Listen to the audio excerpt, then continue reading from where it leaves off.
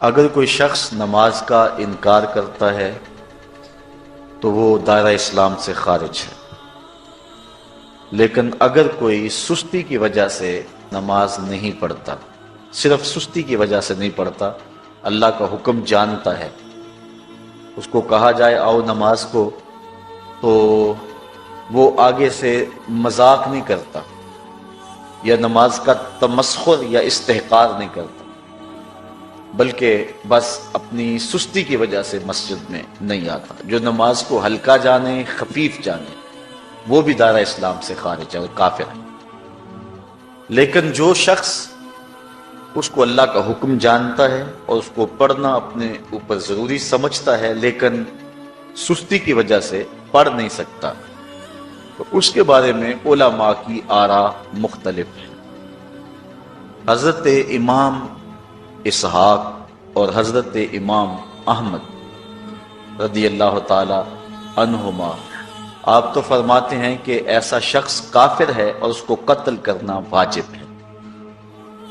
حضرت امام مالک کا قول ہے کہ، اور امام شافعی کا بھی یہی قول ہے، وہ بھی کہتے ہیں کہ اس کو قتل کیا جائے گا اور بطور حد قتل کیا جائے گا۔ حضرت امام اعظم امام ابو حنیفہ علیہ رحمہ آپ فرماتے ہیں کہ بے نمازی کو قتل نہیں کیا جائے گا، بلکہ اس پر تعزیر نافذ ہو۔ یہ حاکم وقت کی ثوابدید پر ہے کہ وہ اس پر کیا سزا دیتا ہے، اور فرمایا اس کو 7 قید کیا جائے گا اور توبہ کے لیے اس کو زور دیا جائے گا۔ اگر وہ توبہ کر لے تو اس کو قید سے باہر نکال لیا جائے گا، ورنہ اس کو قید رکھا جائے گا۔ صحابہ کہتے ہیں کہ ہم کسی عمل کے تارک کو کافر نہیں سمجھتے تھے سوائے نماز کے تارک کے، اور آقا کریم علیہ السلام کا ایک فرمان ہے، من ترک الصلاۃ متعمدا فقد کفر جہارا، جس نے جان بوجھ کے نماز چھوڑی اس نے اعلانیہ کفر کیا۔ امام اعظم امام ابو حنیفہ علیہ رحمہ وہ فرماتے ہیں کہ یہ حدیث محل ترہیب میں ہے، گویا اس نے کافروں والا کام کیا، اس لیے آپ یہ فتویٰ دیتے ہیں کہ اس کو قید کیا جائے گا اور نماز کی پابندی کا زور دیا جائے گا، اور وہ توبہ کرے تو اس کو چھوڑ دیا جائے گا۔ لیکن باقی ائمہ بعض کہتے ہیں اس کو حداً قتل کیا جائے، اور امام اسحاق اور امام احمد کہتے ہیں اس کو قتل کرنا واجب ہے۔ تو بے نمازی جو اللہ کے حکم کی پابندی سستی کی وجہ سے نہیں کرتا، یہ اس کے لیے حکم ہے۔ جو شخص تحقیر کرتا ہے نماز کی، ہلکا جانتا ہے، تمسخر اڑاتا ہے یا اس کا انکار کرتا ہے، تو اس کے بارے میں علماء کے اندر کوئی اختلاف نہیں ہے۔ وہ ائمہ اربعہ کے نزدیک کافر ہے، دائرہ اسلام سے خارج ہے، مرتد ہے۔ لیکن سستی کی وجہ سے نماز نہ پڑھنے والا، اس کے بارے میں علماء کا یہ موقف ہے۔ حضرت غوث اعظم الشیخ سید عبد القادر جیلانی علیہ رحمہ آپ فرماتے ہیں کہ بے نمازی کو مسلمانوں کے قبرستان میں دفن نہ کرو۔ حضرت سلطان باہو علیہ رحمہ آپ کا قول ہے کہ بے نمازی سے خنزیر بھی پناہ مانگتا۔ حضرت شیخ سعدی شیرازی فرماتے ہیں بے نمازی کو قرض نہ دو، جو اللہ کا قرضہ ادا نہیں کرتا تمہارا قرض کیسے لٹائے گا۔ اب آئیے ہم حضور علیہ السلام کے فرامین دیکھتے ہیں اس حوالے سے۔ حضرت جابر بن عبداللہ انصاری رضی اللہ تعالی عنہ سے مروی ایک روایت، جس کو امام ابو داؤد نے روایت کیا، امام نسائی نے روایت کیا، دیگر محدثین نے روایت کیا۔ آقا کریم نے ارشاد فرمایا، بین الرجل و بین الکفر ترک الصلاۃ، آدمی اور کفر کے درمیان ترک صلاۃ ہے، یعنی بندہ مومن اور بندہ کافر کے درمیان ترک صلاۃ ہے۔ جو نماز پڑھتا ہے وہ مومن ہے، اور جو نماز نہیں پڑھتا تو وہ کافروں والا کام کرتا ہے، یا دیگر ائمہ کے نزدیک وہ کافر ہے۔ یہ ترہیباً نہیں بلکہ یہ حکم ہے۔ اور حضرت نبی رحمت صلی اللہ علیہ وسلم کا ایک دوسرا فرمان ان الفاظ کے ساتھ ہے، بین الرجل و بین الشرک والکفر ترک الصلاۃ، شرک و کفر اور بندہ مومن کے درمیان نماز ترک کرنا ہے۔ حضرت امام ابن ماجہ نے ان الفاظ کے ساتھ روایت کو نقل کیا ہے، بین الکفر والایمان ترک الصلاۃ، ایمان اور کفر کے درمیان نماز کا ترک کرنا ہے۔ اور آقا کریم علیہ السلام کا وہ فرمان جو حضرت انس سے مروی ہے، اس کو طبرانی نے اپنی موجم میں لکھا، بھی آپ کے سامنے میں نے رکھا، کہ حضور نے فرمایا من ترک الصلاۃ متعمدا فقد کفر جہارا، جس نے جان بوجھ کے نماز چھوڑی اس نے اعلانیہ کفر کیا۔ حضرت ابو ہریرہ رضی اللہ تعالی عنہ سے ایک روایت ہے کہ وہ فرماتے ہیں لا سہم فی الاسلام لمن لا صلاۃ ولا صلاۃ لمن لا وضوء لہ، کہ اس شخص کا اسلام میں کوئی حصہ نہیں ہے جو نماز نہیں پڑھتا، اور اس شخص کا نماز میں کوئی حصہ نہیں ہے جو وضو نہیں کرتا۔ وضو کے بغیر نماز نہیں ہوتی اور نماز کے بغیر اسلام نہیں ہوتا۔ اور اسی روایت کو بالفاظ دیگر حضرت عبداللہ ابن عمر رضی اللہ تعالی عنہ نے حضور سے یوں روایت کیا ہے، طبرانی نے اپنی موجم میں اس کو لکھا، لا ایمان لمن لا امانتہ ولا صلاۃ لمن لا طہور لہ ولا دین لمن لا صلاۃ لہ۔ حضور فرمایا کہ اس شخص کا ایمان نہیں جس میں امانت نہیں، اور اس شخص کی نماز نہیں جس کو پاکیزگی حاصل نہیں، اور اس شخص کا دین نہیں جس کو نماز نصیب نہیں۔ حضرت امام ابن ماجہ نے اس روایت کو اپنے الفاظ کے ساتھ روایت کیا ہے۔ حضرت بریدہ رضی اللہ تعالیٰ عنہ اپنے باپ سے روایت کرتے ہیں اور وہ حضور سے روایت کرتے ہیں۔ حضور علیہ السلام نے ارشاد فرمایا ان العہد الذی بیننا و بینہم الصلاۃ فمن ترکھا فقد کفر، کہ ہمارے اور ان لوگوں کے درمیان جو معاہدہ ہے وہ نماز کا ہے، جس نے نماز کو چھوڑ دیا اس نے کفر کیا، یعنی ہمارا اور ان کا پھر اب معاہدہ باقی نہیں رہے گا۔ حضرت امام بخاری نے روایت نقل کی ہے، حضور نے ارشاد فرمایا من ترک الصلاۃ العصر فقد حبط اعمالہ، جس نے عصر کی نماز چھوڑی اللہ اس کے سارے عمل برباد کر دیتا۔ حضرت ابو ہریرہ رضی اللہ تعالی عنہ سے روایت ہے جس کو امام ابن ماجہ نے اور امام نسائی نے روایت کیا ہے، وہ حضور سے روایت کرتے ہیں، بڑی مشہور روایت ہے۔ حضور نے ارشاد فرمایا ان اول ما یحاسب به العبد بصلاتہ فان صلحت فقد افلح وانجح وان فسدت فقد خاب وخسر۔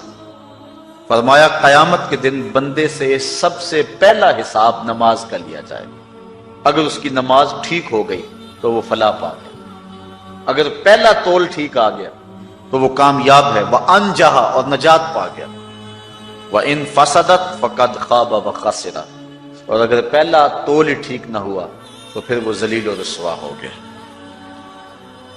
حضرت عبادہ بن صامت رضی اللہ تعالیٰ عنہ سے ایک طویل روایت ہے، وہ کہتے ہیں کہ حضور علیہ السلام نے مجھے 7 چیزوں کا حکم دیا، مجھے وصیت کی کہ ان 7 کاموں کو کرنا ہے۔ ان کے اندر جو دوسری چیز تھی وہ حضور نے یہ ارشاد فرمائی وَلَا تَتْرُكُوا الصَّلَاةَ مُتَعَمِّدِينَ وَمَن تَرَكَهَا مُتَعَمِّدًا فَقَدْ خَرَجَ مِنَ الْمِلَّةِ، کہ جان بوجھ کے کبھی نماز نہ چھوڑنا، جس نے نماز چھوڑی وہ ملت اسلامیہ سے نکل گیا۔ اور حضرت معاذ بن جبل رضی اللہ تعالی عنہ سے بھی ایک طویل روایت ہے کہ حضور نبی رحمت صلی اللہ علیہ وسلم نے ان کو 10 وصیتیں کی تھی۔ حصول برکت کے لیے یہ ساری حدیث میں آپ کے سامنے رکھ دیتا ہوں۔ کہتے ہیں اوصانی رسول اللہ صلی اللہ علیہ وسلم بعشر کلمات، حضور نے مجھے 10 باتیں ارشاد فرمائیں، حکمت سے بھری اور رحمتوں سے بھری ہوئی ایک ایک بات ہے، ان کے بول بہاروں جیسے اور اصحاب ستاروں جیسے۔ تو اتنا خوبصورت کلام، لہو خورشید کا ٹپکے اگر ذرے کا جگر چیر۔ حضور نے 10 باتیں حضرت معاذ بن جبل رضی اللہ تعالی عنہ کو بطور وصیت ارشاد کی. کہتے ہیں کالا، حضور نے مجھے کہا، ارشاد کیا، لا تشرک باللہ شیئا وان قتلت وحرقت، اللہ کے ساتھ کسی کو شریک نہ ٹھہرانا، اگرچہ تجھے قتل بھی کیا جائے اور تجھے آگ میں جلا بھی دیا جائے، کبھی بھی اللہ کے ساتھ شریک نہ ٹھہرانا. دوسری بات حضور نے مجھے یہ ارشاد فرمائی، وَلَا تَعْصِ وَالِدَيْكَ وَإِنْ أَمَرَاكَ أَن تَخْرُجَ مِنْ أَهْلِكَ وَمَالِكَ، کہ اپنے والدین کی کبھی نافرمانی نہ کرنا، اگرچہ تجھے حکم دیں کہ اپنے مال کو اور اپنے بچوں کو لے کے گھر سے نکل جا، تو کہا یہ کر لینا، نکل جانا، لیکن والدین کی نافرمانی نہ کرنا. تیسری بات حضور نے ارشاد فرمائی، وَلَا تَتْرُكَنَّ صَلَاةً مَكْتُوبًا مُتَعَمِّدًا فَإِنَّ مَنْ تَرَكَ صَلَاةً مَكْتُوبَةً مُتَعَمِّدًا فَقَدْ بَرِئَتْ مِنْهُ ذِمَّةُ اللَّهِ. فرمایا اے معاذ بن جبل، فرض نماز جان بوجھ کر کبھی بھی نہ چھوڑنا، زندگی میں کبھی نہ ہو کہ تجھ سے فرض نماز چھوٹے، اس لیے کہ جس نے فرض نماز جان بوجھ کے چھوڑ دی، اللہ اور اس کے رسول نے اس سے اپنا ذمہ اٹھا لیا. اب وہ جدھر مرضی جائے، اللہ نے جو ذمہ لیا ہوا ہے مومن کا، اللہ اٹھا لیتا. چوتھی چیز حضور نے جو ارشاد فرمائی، وَلَا تَشْرِبَنَّ خَمْرًا فَإِنَّهُ رَأْسُ كُلِّ فَاحِشَةٍ.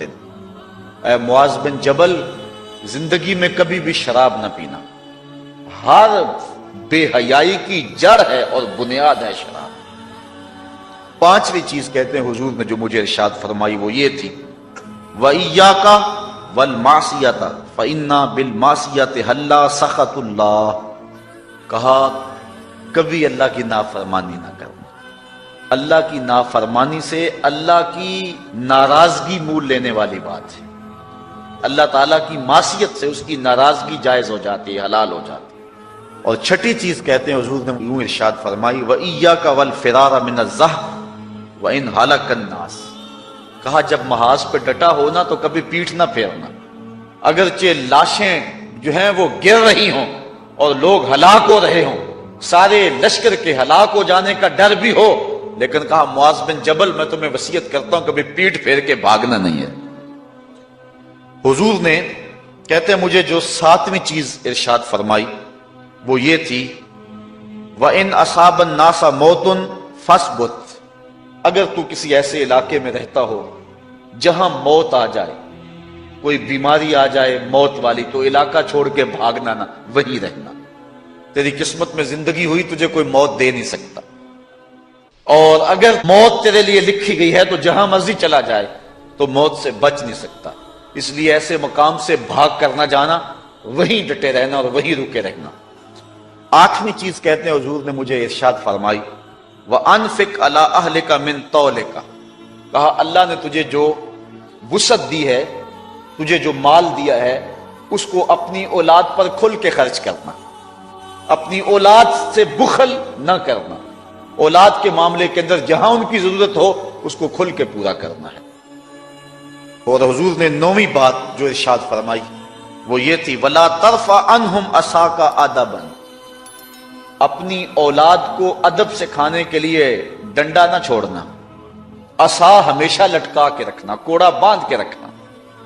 اور 10ویں چیز کہتے ہیں حضور نے جو مجھے ارشاد فرمائی، وَأَخْفِهِمْ فِي اللَّهِ. اپنی اولاد کے دل میں اللہ کا خوف ڈالتے رہنا، اللہ کا ڈر پیدا کرنا اپنی اولاد کے اندر. تو نے اپنی اولاد کو یونیورسٹی اور کالجوں تک پہنچایا، بیرون ملک سے بھی تعلیم دلوائی، لیکن اللہ کا خوف نہ سکھایا. اللہ کا خوف سکھانا اپنی اولاد کو، ایسے لوگوں کی صحبت میں بٹھانا جن کی صحبت میں بیٹھ کر اللہ کا خوف پیدا ہو جائے. ان کو ایسی کتابیں لا کے دینا کہ جن سے خشیت الہی ان کے سینے میں پیدا ہو. اگر تو نے سب کچھ دے دیا، عالی نسب بنگلے دے دی اپنی اولاد کو، تو نے جو ہے وہ بہت اچھی تعلیم دلوا دی اپنی اولاد کو، دنیاوی سوسائٹی کے اندر ان کا وقار بہت بلند ہو گیا، تو نے سب کچھ دے دیا اپنی اولاد کو، اللہ کا خوف نہیں دیا تو کچھ بھی نہیں دیا. تو حضور نے جو 10ویں وصیت حضرت معاذ بن جبل کو کی وہ یہ ہے کہ انہیں اللہ سے ڈراتے رہنا، اللہ تعالیٰ کا خوف، ان کی خشیت ان کے سینے میں پیدا کرنا۔ اللہ اکبر۔ حضور کا ایک اور فرمان سنیے۔ حضور نے فرمایا کہ جو شخص نماز چھوڑتا ہے، ایک طویل حدیث ہے جس کا یہ حصہ ہے، وَقَانَ يَوْمَ الْقِيَامَةِ مَعَ قَارُونَ وَفِرْعَوْنَ وَحَامَانَ وَأُبَيِّ بْنِ خَلَف، جو نماز ترک کرتا ہے قیامت کے دن قارون کے ساتھ، فرعون کے ساتھ، حامان کے ساتھ اور ابی ابن خلف کے ساتھ کھڑا کر دیا جائے گا۔ جس صف میں اللہ کے دشمن کھڑے ہوئے ہوں گے، بے نوازی کو بھی اس صف میں کھڑا کر دیا جائے گا۔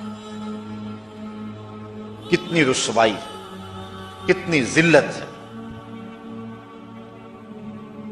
کوئی بندہ یہ گوارا کرتا ہے کہ مجھے اس صف میں کھڑا کر دیا جائے جس میں دشمنان خدا کھڑے ہو، دشمنان رسول کھڑے ہو، میری کوئی بہن، میری کوئی بیٹی کیا یہ گوارا کر سکتی ہے کہ اس کو حضور پہ کانٹے پھینکنے والی ام جمیل کے ساتھ کھڑا کر دیا جائے، اس کو حضور کو اذیت دینے والی عورتوں کے ساتھ کھڑا کر دیا جائے؟ نہ میری کوئی بہن اور نہ کوئی میری ماں اس بات کو گوارا کرتی۔ تو جب ہم یہ گوارا نہیں کرتے تو پھر ہمیں عزم کرنا چاہیے کہ آج کے بعد نماز نہیں چھوڑنی ہے۔ میں نے کسی جگہ پہ یہ بات بیان کی اور ساری گفتگو اسی عنوان سے ہوئی، کچھ ماحول ایسا بنا ہوا تھا۔ تو مجھے بعد میں صابر نامی وہاں کے ایک ساتھی نے فون کیا 2 یا 3 دن کے بعد، کہنے لگا کہ ہماری بستی میں ایک شخص بھی بے نمازی نہیں رہا ہے۔ اس حدیث کا زور اتنا ہے، اس حدیث کا وزن اتنا ہے۔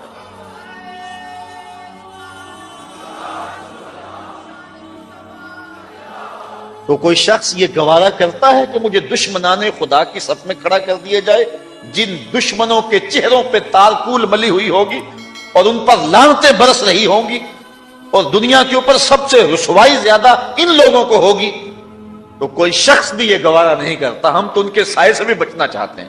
میرے مالک، ہمارا حشر ان کے ساتھ نہ کرنا، ہمارا حشر تو ابو بکر عمر کے ساتھ کرنا، ہمارا حشر تو عثمان غنی کے ساتھ کر دینا، ہمارا حشر تو مولا کائنات کے ساتھ کر دینا۔ مالک، ہمارا حشر بریلی کے امام احمد رضا کے ساتھ کر دینا، ہمارا حشر امام غزالی کے ساتھ کر دینا، بلال حبشی کے ساتھ کر دینا۔ ہماری آرزویں تو یہ ہیں، ہماری تمنائیں تو یہ ہیں۔ ہم تو کہتے ہیں مولا کل قیامت کے دن اٹھیں تو داتا کے قدموں میں اٹھیں، خواجہ اجمیری کی چوکھٹ سے اٹھیں، ہم اٹھے تو شاہ نقشبند بخاری کا جلوس آگے ہو، ہم اس جلوس کے ساتھ شامل ہوں، خواجہ معین الدین چشتی کی غلامی میں اٹھے، ہم حضرت غوث اعظم کی نوکری میں اٹھیں، حضرت شیخ شہاب الدین کی نوکری میں اٹھیں۔ ہماری آرزویں تو یہ ہیں، ہماری تمنائیں تو یہ ہیں۔ لیکن اگر ہم یہ چاہتے ہیں کہ ہم ان لوگوں کے ساتھ اٹھیں تو پھر ایک نماز بھی ترک نہیں کرنا ہوگا، اور اگر نماز ترک ہو گئی تو کتنی بڑی سزا ہے، کتنی بڑی رسوائی ہے، کتنی بڑی ذلت ہے۔ اور یہ آپ کے رسول کا فرمان ہے، اللہ اکبر، کہ قیامت کے دن وہ شخص جو نماز نہیں پڑھتا، قیامت کے دن اس کو دشمنان خدا کی صف میں کھڑا کر دیا جائے گا۔ یہ ہو نہیں سکتا کہ ہم نے یہ حدیث سن لی اور اب نماز قصدن چھوڑیں۔ آج عزم کر کے اٹھیں، اور اولاد نہیں آئی، بیٹیاں نہیں آئیں، گھر والے نہیں آئے، لیکن جا کے اس بات کو گھر میں نافذ کرنا ہے، اس کو حکمن نافذ کرنا ہے گھر کے اندر۔ ہمارا گھر ہو رسول اللہ کی امتی کا اور گھر میں کوئی بے نماز ہو، یہ حکم دینا ہے، وَأْمُرْ أَهْلَكَ بِالصَّلَاةِ، فرمایا اپنے گھر والوں کو نماز کا حکم دو۔ اس گھر میں نحوست ہوتی ہے جس گھر میں بے نمازی ہوتے ہیں۔ اس لیے آج ہم یہاں سے عزم کر کے جانا ہے کہ آج کے بعد ہم نماز نہیں چھوڑیں گے انشاءاللہ۔ اتنے زور سے کہو کہ شیطان کا کلیجہ پھٹ جائے۔ اللہ ہماری اس انشاءاللہ کو قبول کرے، قبول کرے۔ اللہ ہم کو پنجگانہ سجدے کی توفیق دے۔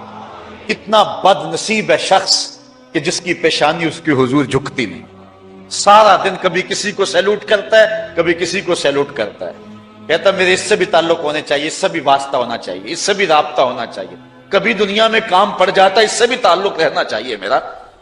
کہاں کہاں صبح سے لے کر شام تک سلوٹ مارتا ہے، ایک اللہ کے حضور نہیں جھکا جاتا۔ اقبال علیہ رحمہ کہتے ہیں ایک سجدہ جسے تو گراں سمجھتا ہے، 1000 سجدے سے آدمی کو دیتا ہے نجات۔ آؤ اللہ کے حضور بندگی کا سر جھکائیں.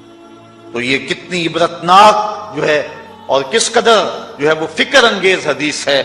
وَقَانَ يَوْمَ الْقِيَامَةِ مَعَ قَارُونَ وَفِرْعَوْنَ وَحَامَانَ وَأُبَيِّ بْنِ أَبِي خَلْف. وہ شخص ان بد نصیب لوگوں کے ساتھ کھڑا ہوگا جس کو نماز کی توفیق نہیں. آپ نے حدیث علماء سے بارہا سنی، حدیث طویل ہے. آقا کریم معراج کی رات گئے تو وہاں مختلف لوگوں کو مختلف عذابوں میں مبتلا دیکھا. کسی کی انتڑیاں کٹ کٹ کے گر رہی تھی، کسی کا منہ چیرا جا رہا تھا، کسی کی زبان لوہے کی کینچیوں سے کاٹی جا رہی تھی، کسی پر کھولتا ہوا پانی ڈالا جا رہا تھا، کوئی جو ہے وہ سرانڈ والا گوشت کھا رہا تھا، کسی کے جسم میں لوہے کی میخیں ٹھونکی جا رہی تھی. لیکن ایک قوم کو حضور نے دیکھا، ایک بھاری پتھر سے ان کا سر کچلا جاتا ہے اور پتھر کے واپس آنے تک دوبارہ صحیح ہو جاتا ہے، پھر کچلا جاتا ہے. حضرت جبریل امین سے حضور نے فرمایا کہ یہ کون لوگ ہیں؟ یا جبریلو من ہاؤلائے، یہ لوگ کون ہیں کہ ان کے سر پتھروں سے کچلے جا رہے ہیں؟ قال ہاؤلائے الذین تثاقلت رؤوسہم عن الصلاۃ المکتوبہ. کہا یہ وہ بد نصیب لوگ ہیں کہ فرض نمازوں سے جن کے سر بوجھل رہتے تھے، نماز پنجگانہ فرض بھی نہیں پڑھا کرتے تھے، یہ وہ بد نصیب ہیں، آج ان کے سر کوٹے جا رہے ہیں. یہ تھوڑی سی زندگی ہے، تھوڑی سی زندگی، 60-70 سال بڑی زندگی ہو وہ مگر نصیب ہو جائے تو پتہ نہیں ہے کہ کل ہمارا آنے والا کہاں ہے. کتنا غافل اور بد نصیب ہے وہ شخص کہ جس کو سجدہ نصیب نہیں ہے. سجدہ تو بندگی کا نام ہے. زندگی آمد برائے بندگی، زندگی بے بندگی شرمندگی. بندہ تو ہے ہی بندگی میں. کسی شخص نے راستے میں جاتے جاتے چائے کی پیالی پلا دی ہو نا بازار میں، تو ہم جب بھی اس گلی سے گزرتے ہیں اس کو سلوٹ کر کے جاتے ہیں، السلام علیکم. یار اس سے بڑے سلام لیتے ہو، یہ بڑا محبت والا، بڑے اخلاق والا ہے. یار جس نے چائے کی پیالی پلا دی ایک مرتبہ، اس کو تو جاتے آتے سلام کر کے جاتے ہو. جس رب نے زندگی بخشی ہے، جس رب نے جو ہے وہ ساری بہاریں عطا کی ہیں، اس کے حضور میں جھکا جاتا ہے. کتنا متکبر شخص ہے جو اللہ کے حضور میں جھکتا. اللہ اکبر. کہا یہ وہ بد نصیب لوگ ہیں فرض نمازوں سے جن کے سر بوجھل رہا کرتے تھے. اللہ اکبر. حضور نبی رحمت صلی اللہ علیہ وآلہ وسلم نے ارشاد فرمایا، نماز چھوڑنا تو خیر بہت بری بات ہے. جو شخص نماز پڑھتے ہیں لیکن جماعت سے نہیں پڑھتے، فرمایا میرا جی چاہتا ہے کہ اپنی جگہ کسی اور کو کھڑا کروں اور جوانوں کا ایک گروہ ساتھ لوں، اور جو لوگ مسجد میں نماز پڑھنے نہیں آتے ان کے گھروں کو آگ لگا دوں. رحمت للعالمین آقا فرما رہے ہیں کہ ان کے گھروں کو آگ لگا دوں. کتنا غصہ ہے ان لوگوں پر کہ جو مسجد میں آ کر نماز نہیں پڑھتے، اور جو پڑھتے ہی نہیں. اس دور میں تو کوئی تھا ہی نہیں کہ مومن ہو نماز نہ پڑھتا ہو. اللہ اکبر. تو مومن نماز ہی پڑھتے تھے. تو اگر کسی سے گھر میں نماز پڑھی گئی تو فرمایا میرا جی چاہتا ہے. آج نماز تو نماز رہی، ہم کو تو جمعہ بھی نصیب نہیں ہے. کتنے لوگ ہیں کہ جو پابندی کے ساتھ نماز جمعہ بھی نہیں پڑھتے. حضور کا ایک فرمان سنیے. آقا کریم نے ارشاد فرمایا، من ترک الجمعۃ ثلاث جمع متوالیات فقد نبذ الاسلام وراء ظہرہ. جس نے بغیر کسی عذر کے 3 جمعے چھوڑ دیے، اس نے اسلام کو اپنی پشت کے پیچھے ڈال دیا. اس نے پرواہ ہی نہیں کیا اسلام کی. اور ایک حدیث کے لفظ ہیں، من ترک ثلاث جمعات من غیر عذر کتب من المنافقین. جس نے بغیر کسی عذر کے 3 جمعے چھوڑ دیے، اس کا نام منافقوں کی فہرست میں لکھ دیا جاتا. اور ایک حدیث کے لفظ اس حوالے سے ہیں، من ترک ثلاث جمع تہاونا بہا طبع اللہ علی قلبہ. جس نے سستی کی وجہ سے 3 جمعے چھوڑ دیے تو اس کے دل پر اللہ غفلت کی مہر لگا دیتا. یہ وہ بد نصیب شخص ہے کہ جو نماز جمعہ چھوڑتا ہے. حضرت ابن حجر نے الزواجر کے اندر ایک روایت لکھی ہے. وہ فرماتے ہیں جو شخص نماز ترک کرتا ہے اس کو بہت ساری رسوائیاں ہیں. وقت اتنا طویل نہیں ہے کہ ایک ایک چیز کو تفصیل سے بیان کروں. وہ کہتے ہیں پہلی بات تو یہ ہے کہ اس کی عمر میں برکت اٹھا لی جاتی. دوسری بات اس کے چہرے سے صالحین کا نور اتار لیا جاتا ہے۔ تیسری بات، وہ کوئی بھی عمل کرے اس کا ثواب نہیں ملتا اسے، یہ دنیا پر اس کو سزائیں۔ چوتھی سزا دنیا پر اس کو یہ ملتی ہے، اس کی دعائیں قبول نہیں ہوتی۔ اور پانچویں سزا اس کے لیے یہ ہے کہ اس کے لیے جو نیک لوگ دعا کرتے ہیں ان دعاؤں کا حصہ اسے نہیں ملتا۔ مومن نیک سحری وقت اٹھ کے دعا مانگتے ہیں اللہ پوری امت پر کرم کر دے، تو یہ بھی امت میں شامل ہے۔ دعا اللہ والے کی تو قبول ہوئی، لیکن اس کا حصہ نکال دیا گیا، اس کا حصہ نیک لوگوں کی دعاؤں سے نکال دیا گیا۔ اور جب وہ مرنے لگتا ہے نزا کے وقت تین اس کو سزائیں ملتی ہیں، ایک تو بھوکا مرتا ہے، دوسرا پیاسا مرتا ہے، تیسرا ذلیل ہو کے مرتا ہے۔ اور قبر کے اندر اس کو تین سزائیں ہیں۔ حضرت امام ابن حجر کہتے ہیں ایک تو اس کی قبر تنگ کر دی جائے گی، حتیٰ کہ ادھر والی پسلیاں ادھر اور ادھر والی پسلیاں ادھر۔ دوسرا اس کی قبر میں آگ ڈالی جائے گی، جو اللہ کے حضور نہیں جھکتا اس کی قبر اس لائق ہے کہ اس میں آگ ڈالی جائے۔ اور تیسری اس کے اوپر ایک اژدہا مسلط کر دیا جائے گا جس کا نام ہے شجاع الاقرع، اور جب وہ ڈنگ مارے گا تو 70 گز تک وہ شخص زمین میں دنس جائے گا، اور وہ مسلسل یہ ڈنگ مارتا رہے۔ اور کہا کہ تین سزائیں اس کو حشر میں پہنچیں گی، ایک تو اس کا حساب سختی سے لیا جائے گا، اور جس کا حساب سختی سے لیا گیا وہ بچ پائے گا، حساب سے بچے گا وہ جس سے اللہ صرف نظر کرے گا۔ اللہ اکبر۔ ایک تو اس کا حساب سختی سے لیا جائے گا، دوسرا اللہ تعالیٰ جل شانہ اپنے قہر و غضب کا اس پہ اظہار کرے، اور تیسری اس کو سزا یہ دی جائے گی کہ اس کو جہنم میں ڈال دیا جائے گا۔ ساتھیاؤ، میں اور آپ آج کی اس بزم میں یہ پختہ عزم کر کے اٹھیں کہ آج ہم خود بھی اور اپنی اولاد کو بھی، اپنے دوستوں کو بھی، میرے والد گرامی فرمایا کرتے تھے جس سے دوستی ہو نا اس کی انگلی پکڑ کے دین کی راہ پہ لے آؤ، یہ دوستی کا حق ہے۔ اس کے لیے آپ بہت کچھ کرتے ہیں، لیکن اگر اس کو دین نہیں دیا تو کچھ بھی نہیں دیا۔ کوشش کرو میرا دوست ہو اور جہنم میں جائے۔ والدین بچے کے مستقبل کے لیے کتنی کوشش کرتے ہیں، لاکھوں روپیہ لگاتے ہیں مستقبل ٹھیک ہو جائے، کرتے ہیں کہ نہیں کرتے؟ یونیورسٹیوں کے اندر، کالجوں کے اندر کتنی بھاری فیسیں بھرتے ہیں، کیوں اتنا کچھ کیوں کر رہے ہو؟ میں نے دیکھا بوڑھا باپ اپنی کمر پہ بوریاں لاد کے مزدوری کرتا ہے، مائیں اپنا زیور بیچ رہی ہیں کہ اولاد پڑ جائے۔ نہیں اتنا کچھ کیوں کر رہے ہو؟ جی مستقبل ٹھیک ہو جائے۔ یہ مستقبل کتنا ہے؟ 20-25 سال کا، اور جو اصل مستقبل ہے اس کی فکر ہی نہیں کسی کو۔ اصل مستقبل تو وہ ہے، اللہ اکبر۔ بیرون ملک جائے بیٹا تو ماں کہتی ہے بس دعا کرو کہ میرا بیٹا خیریت سے پہنچ جائے۔ بیٹی کی شادی کرتی ہے تو ماں کہتی ہے دعا کرو کہ اپنے گھر میں اس کو چین مل جائے۔ کسی کا انٹرویو ہوتا ہے، لوگ کہتے ہیں جناب دعا کرو کہ اس انٹرویو میں وہ کامیابی سے گزر جائے۔ میں کہتا ہوں جب قبر میں اترتا ہے پھر کسی نے آ کر کبھی نہیں کہا کہ دعا کرو مشکل گھڑی آ گئی ہے خیریت سے گزر جائے۔ اصل امتحان تو یہ ہے، اگر اس امتحان سے گزر گیا تو کامیابی اور بامرادی۔ یہ تھوڑا سا مستقبل دنیا کا، اس کے لیے ہم کتنے پیسے لگا دیتے ہیں، سب کچھ اولاد کو آتا ہے، ہر شے فر فر پڑھتے اور بولتے ہیں، دعائے قنوت بھی نہیں آتی ہوتی۔ تو ہم اپنی اولاد کے لیے دین کا تحفہ اس کو کبھی نہ چھوڑیں۔ اللہ اکبر۔ کوشش کریں، محنت کریں۔ حضور نبی رحمت صلی اللہ علیہ وآلہ وسلم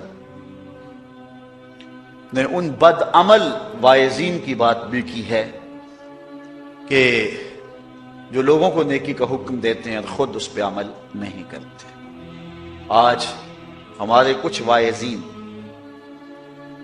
لوگوں کو تو واعظ و تلقین اور نصیحت کرتے ہیں اور خود نماز میں سخت سستی کا ارتکاب کرتے ہیں، اور جس سے قوم کے اندر نماز میں سستی عملاً پیدا ہو جاتی ہے۔ کوئی عرس کی تقریب ہو، کوئی محفل نعت ہو، کوئی جلسہ ہو، کوئی شادی کی تقریب، نماز کے وقت کا پورا خیال رکھا کرے اور اس بات کا لحاظ رکھا کرے۔ بلکہ ہمارے ہاں ایک عجیب سا فیشن ہے اور عجیب سی بات ہے، میں بڑا حیران ہوا کرتا ہوں کہ عشاء کے بعد جب جلسے ہوتے ہیں نا ہمارے مساجد کے اندر، تو مغرب سے اعلان شروع ہو جاتا ہے آج رات فلاں صاحب خطاب فرمائیں گے، اور پھر جب نماز عشاء ہوتی ہے تو ہمارا نقیب محفل کھولتا ہے لاؤڈ سپیکر اور وہ اعلان کرتا ہے حضرات جماعت ہو چکی ہے، اب مسجد میں آ جائیں۔ یعنی یہ نماز کو ہلکا کرنے والی بات ہے۔ ان کو کہا جا رہا ہے کہ بلکہ بات تو کہہ دیتے ہیں جس کا تمہیں ڈر تھا وہ گزر گئی ہے، اب آ جاؤ، کیا لینا ہے جلسے میں آ کر اگر نماز ہی نہیں پڑھنی ہے تو۔ ممبر و محراب کے جو ذمہ دار ہیں ان سے جو ہے وہ عجیب و غریب قسم کی جو ہے وہ حرکات سکنات سرزد ہو رہی ہیں۔ یہ جو جہل نقیبوں کا ایک غول آ گیا نا، یہ بھی ایک بہت بڑی مصیبت ہے۔ ایک تو بے تحاشا القاب، دوسرا دین کی روح سے ناشنائی۔ وہ کسی نے کہا تھا نا کہ پہلے حضرت غوث پاک ولی بناتے تھے، چور سے کتب بناتے تھے، آج کل ہم بناتے ہیں۔ کہا تم کیسے؟ کہا ہمیں پتا ہوتا ہے یہ چور بیٹھا ہوا ہے، ہم کہتے ہیں غوث زمان اور کتب دوران۔ بے تحاشا اور بے تکا انداز، اور پھر دین کی روح سے یہ ناشنائی کہ باقاعدہ اعلان ہوتا ہے جناب جماعت ہو چکی اب تو آ جاؤ۔ تو کیا کرنا ہے ساری رات جاگ کے اگر عشاء کی نماز ہی نہیں پڑھی تو نماز کو ہلکا کیا گیا ہے۔ اسی طرح جلسہ لمبا ہو رہا ہے اور نماز کا وقت سکڑ رہا ہے، ان چیزوں کا التزام کرنا ہے، ہم نے کوشش کرنی۔ اور یہ بھی ایک مصیبت ہے کہ دربار بڑا اونچا ہے اور مسجد کے اندر جانوروں کی بینٹیں پڑی ہوئی ہیں۔ حیثیت تو مسجد کی ہے، دربار کی تو ثانوی حیثیت ہے۔ دربار پہ 3 کروڑ روپیہ لگا ہوا ہے اور مسجد میں چٹائیاں بھی موجود نہیں۔ اپنے بھی خفا مجھ سے ہیں بیگانے بھی ناخوش، کہ زہر حلاحل کو کبھی کہہ نہ سکا کند، بات وہی کہتا ہوں سمجھتا ہوں جسے حق، میں ابلہ مسجد ہوں نہ تہذیب کا پرزہ۔ ہم نے ان چیزوں کو دیکھنا ہے۔ اچھا، بعض والدین کی ایک سستی ہے، وہ آتے جناب تعویذ کر دو ہماری اولاد نماز نہیں پڑھتی، بچے نماز نہیں پڑھتے، وہ کہتے ہیں جی ہماری تو چلو گزر گئی، ہم تو نہیں پڑھتے، یہ تو پڑھیں۔ میں کہتا ہوں یہ کیوں پڑھیں جب تم نہیں پڑھتے؟ الولد سر لابیہ، بیٹا باپ کا راز ہوتا ہے۔ تم مجھ سے تعویذ لینے آگے ہو، گھر میں مصلی بچھا کے سجدہ کرو، تمہاری اولاد بھی تمہارے تتبع میں سجدہ کرنے کی عادت ڈال۔ حضور فرمایا بچے 7 سال کے ہوں تو انہیں مسجد میں لے جاؤ، 10 سال کے نہیں پڑھتے تو ان کو مار کے پڑھاؤ۔ اب اولاد ہوگی جوان، خود کبھی سجدہ کیا نہیں، اب کہتے ہیں شاید تعویذ سے کم چل جائے گا۔ جو تعویذ اللہ کے رسول نے تمہیں دیا تھا کہ 7 سال کے ہوں تو پکڑ کے انگلی مسجد کا راستہ دکھاؤ، 10 سال کے ہو جائیں تو مار کے پڑھاؤ، ان کے سینے میں اللہ کا خوف داخل کرو، ان کو قرآن کی تلاوت سکھاؤ۔ علموا اولادکم 3 خصال، اپنی اولاد کو 3 چیزیں سکھاؤ۔ حب نبیکم، ایک اپنے نبی کا پیار سکھاؤ، وحب اہل بیت ہی، رسول اللہ کے اہل بیت کا پیار سکھاؤ، وتلاوت القرآن، اور قرآن کا پڑھنا سکھاؤ۔ چھین لو سیڑیاں ان کے ہاتھوں سے گانے والی، چھین لو ان کے ہاتھوں سے جو ہے وہ ناول، اور ان کے ہاتھ میں قرآن دے دو۔ کتنے خوش نصیب دن تھے، گلیوں سے گزرتے تھے، گھروں سے قرآن کے پڑھنے کی آواز آتی تھی۔ آج پاپ میوزک کی صدائیں تو آتی ہیں، آج قرآن کی آوازیں نہیں آتی۔ تو یہ عجیب ہے جی ہم نہیں پڑھتے، یہ تو پڑھے۔ میں کہتا ہوں یہ کیوں پڑھیں جب تم نہیں پڑھتے ہو؟ تمہارے اوپر کیا اب فرض ساقط ہو چکا ہے بڑھاپے کی وجہ سے؟ تم بوڑھے ہو کے نہیں پڑھتے ہو، تمہاری اولاد تم چاہتے ہو جوانی میں پڑھ لے؟ تم خود اللہ کے حضور سجدہ کرو اور پھر دیکھنا تمہارے تتبع میں، تمہاری اتباع میں تمہاری اولاد بھی تمہاری پیچھے پیچھے ہو۔ اللہ اکبر۔ صاحب اس عنوان سے کہنے کے لیے بہت کچھ ہے۔ اللہ تعالیٰ جل شانہ اپنی رحمتیں عطا فرمائے۔ اعلی حضرت سے 2 لوگوں نے فتویٰ پوچھا۔ بریلی کا ایک محلہ ہے، محلہ ذخیرہ، اس میں ہادی حسن اور قرب محمد نامی لوگوں نے تنظیم بنائی نماز کی دعوت کے لیے۔ کچھ لوگ ان کی بات کو نہ سنتے، اعلی حضرت سے استفتاء کیا، فتاوی رضویہ کے اندر موجود ہے کہ ہم نماز کی دعوت دیتے ہیں، کچھ لوگ اس کے باوجود نہیں آتے، تو حکم شرعی کیا ہے؟ اعلی حضرت فرماتے ہیں کہ پہلے تو نرمی سے انہیں سمجھائیں، آؤ نماز کی طرف۔ نہیں مانتے، مؤثر لوگ ڈالیں جو ان کو کہیں۔ یہ تھے ہمارے کرنے والے کام، ہم کن جھگڑوں میں پڑے ہوئے۔ مؤثر معاشرے کے لوگ تلاش کریں اور ان کو سمجھائیں، جن کی وہ مانتے ہیں، ٹالتے نہیں۔ ان سے سمجھائیں ان کو۔ اور فرماتے ہیں اگر ان کے سمجھانے سے بھی نہیں سمجھتے تو فرمایا فتویٰ پھر یہ ہے ان سے بائیکاٹ کر دیں، ان سے ترک کلام کر دیں، ان سے گفتگو چھوڑ دیں۔ ہم نے تو کبھی بیٹوں سے نہیں چھوڑی گفتگو، بیوی بے نماز ہو ہم ہر شے بیوی سے منوا لیتے ہیں۔ کبھی کہا تیرے ہاتھ کی پکی روٹی نہیں کھاؤں گا اگر تو نماز نہیں پڑھتی؟ کبھی بیٹا کہے امی تو نماز نہیں پڑھتی میں تیرے ہاتھ کی روٹی نہیں کھاؤں گا؟ جو ماں بیٹے کے لیے سب کچھ کرتی ہے، کتنے دکھ جھیلتی ہے، کسی کے گھر کے برتن مانجنے پڑے وہ بھی مانجتی ہے، کیا بیٹے کی خواہش پہ نماز نہیں شروع کر دے گی؟ جب عادت ڈالے گی تو پھر اللہ دل میں بھی وہ محبت ڈال دے گا، کیونکہ ہمارا تو اتنا ہی کام ہے نا۔ حضرت بایزید بسطامی نے یہی کیا تھا نا۔ حضرت بایزید بسطامی علیہ رحمہ بسطام کے لوگوں کی تربیت کر رہے ہیں، کسی محلے کے کونے میں آ کر ایک فاحشہ عورت بیٹھ گئی، لوگوں کا دین ایمان اجاڑنے لگی۔ کسی نے کہا بایزید تیرا شہر لٹ رہا ہے، جس کو تو اشکوں سے سیراب کیا تھا اور سجدہ ہائے سحرگاہی سے جس شہر کو نور بخشا تھا، تیرا شہر لٹ رہا ہے۔ کہا کیا ماجرا ہوا؟ لوگوں نے کہانی سنائی۔ بایزید بسطامی صبح مصلی اٹھایا اور جا کے اس فاحشہ عورت کے دروازے پہ مصلی بچھا دیا۔ اب جو بھی گاہک آتا بایزید بسطامی کو بیٹھا ہوا دیکھ کے راستہ بدل لیتا۔ اس نے انتظار کیا، رات کے اندھیرے گہرے ہو گئے، آج کوئی گاہک ہی نہیں آیا۔ اس نے کھڑکی سے جھانک کر کے دیکھا ایک بوڑھا بابا بیٹھا ہوا ہے، ہاتھ میں تسبیح ہے، مصلی بچھایا ہوا ہے۔ نیچے اتر کر کے کہا بابا اللہ کو یاد کرنے کے لیے اور تھوڑی جگہ ہیں، تجھے میرے گھر کی گلی ہی ملی، میرا راستہ روک لیا۔ بابا کہنے لگا کیا مسئلہ ہے تجھے؟ کہا میرے گاہک رکے ہوئے ہیں۔ کہا آج میں تیرا گاہک ہوں، بتا تیری رات کی قیمت کتنی ہے؟ اللہ اکبر۔ حضرت بایزید بسطامی نے قیمت طے کی، اس کے گھر کی جب چھت چڑھنے لگے نا سیڑھیاں، لوگ دیکھ رہے تھے۔ کہا مالک اگر بایزید بھی اجڑ گیا تو روشنی کہاں سے لیں گے؟ بایزید بھی ایک فاحشہ عورت کے کوٹھے پہ چڑھ رہا ہے، اگر یہ بھی چراغ بجھ گیا تو زمانے کو اجالا کہاں سے ملے گا؟ لیکن قدرت کو کچھ اور ہی منظور تھا۔ اس سے کہا مصلی بچھا لے، جو میں کرتا جاؤں وہ کرتے جاؤں۔ پہلے وضو کیا، اس نے بھی کیا، پھر مصلی پہ آئے، وہ بھی پیچھے کھڑی ہو گئی۔ پھر بایزید قیام کیا، اس نے بھی قیام کیا۔ پھر رکوع میں گئے، وہ بھی رکوع، قوما وہ بھی قوم ہے۔ جب سجدے میں حضرت بایزید گئے، وہ بھی سجدے میں، تو بایزید رو پڑے۔ کہا مالک بایزید کا اتنا ہی کام تھا کہ اس کا سر تیری چوکھٹ تک جھکا دے۔ مالک یہاں تک لانا میرا کام تھا، دل کی دنیا بدلنا تیرا کام ہے۔ جب وہ سجدے میں جا رہی تھی تو فحشا تھی، جب سر اٹھایا وقت کی بلیا بن چکے تھے۔ ایک بزرگ ہے کہتے ہیں میں بازار کے کنارے جا رہا تھا، ایک شرابی گرا ہوا تھا اور گندے پانی سے اس کا منہ گندا ہو رہا تھا۔ میرے دل میں رحم آیا، ایک انسان ہے اور یوں رسوا ہو رہا ہے۔ میں نے گندی نالی سے اس کو اٹھایا اور اٹھا کر کے جو ہے وہ اس کا منہ دھویا اور چلا گیا۔ مشہور شرابی تھا شہر کا۔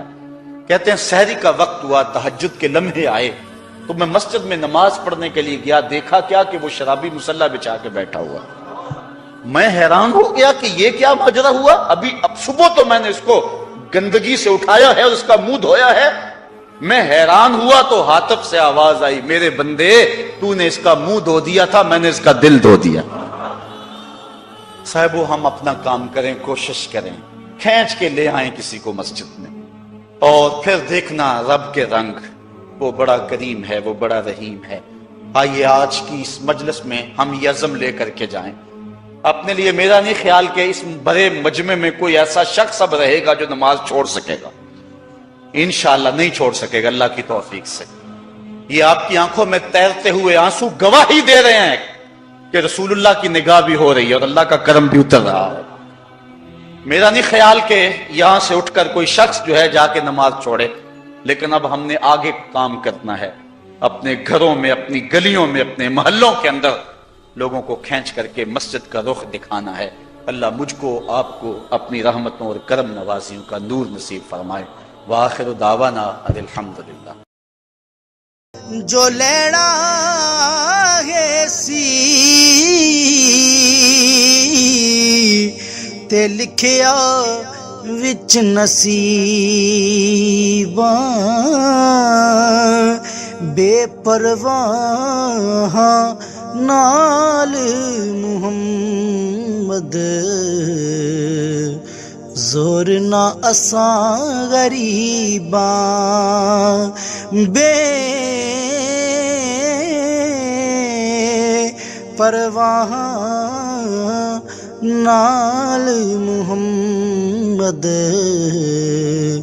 ਜ਼ੋਰ ਨਾ ਅਸਾਂ ਗਰੀਬਾਂ ਤੇ ਜਿਸ ਦਿਲ ਦੇ